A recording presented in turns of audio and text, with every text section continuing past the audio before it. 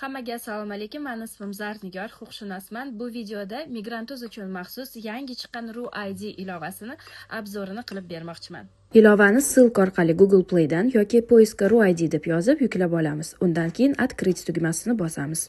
Ilova yuklab o'rnatilgach, birinchi bo'lib til tanlashni taklif qiladi. Ko'rib turganimizdek, o'zbek va tojik tillari ham bor. Til tanlangach, Продолжить tugmasini bosamiz. Kelib chiqqan bosh sahifada Gosuslugisi borlar Войти tugmasini bosib, ilovadan foydalanadi. Gosuslugisi yo'qlar bo'lsa, Зарегистрироваться tugmasini bosish kerak. Mana bunday ekran kelib chiqsa, unda Начать tugmasini bosib, ekran bo'yicha ko'p marta chizib qo'yamiz. Shundan keyin Снилс bormi yoki yo'qmi degan savol bilan navbatdagi sahifa ochiladi. Снилsi borlar Da tugmasini bosadi. Снилс yo'q bo'lsa, Netni bosish kerak. Снилsimiz bo'lsa, raqamlarni kiritib, Сохранить tugmasini bosamiz. Endi Заполнить tugmasini bosib, shaxsiy ma'lumotlarimizni kiritishni boshlaymiz. Avval familiya, ismimiz, sharifimiz, tug'ilgan sanamiz, elektron pochtamiz va jinsimizni ko'rsatishimiz kerak. Shundan keyin Продолжить tugmasini bosib, pasport ma'lumotlarimizni kiritishni boshlaymiz. Tug'ilgan joy haqidagi ma'lumot xuddi pasportdagidek ingliz harflari bilan kiritilishi kerak. Rus tilida yozilsa qabul qilinmas ekan. Kiritib bo'lgach, Продолжить tugmasini bosamiz va barcha ma'lumotlarni yana bir qator tekshiramiz. Agar hammasi to'g'ri bo'lsa, все вернoni bosishimiz kerak. Shundan keyin rasmdagi kodni kiritish so'ralmoqda.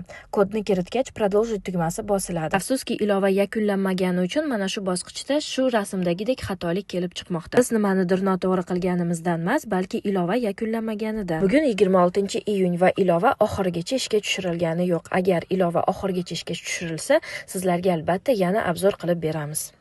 Qisqacha obzorimiz shundan iborat edi. Sizlarga foydali bo'lgan bo'lsa mamnunman. Migrantuzga obuna bo'ling va bundan keyingi videolarni o'tkazib yubormang.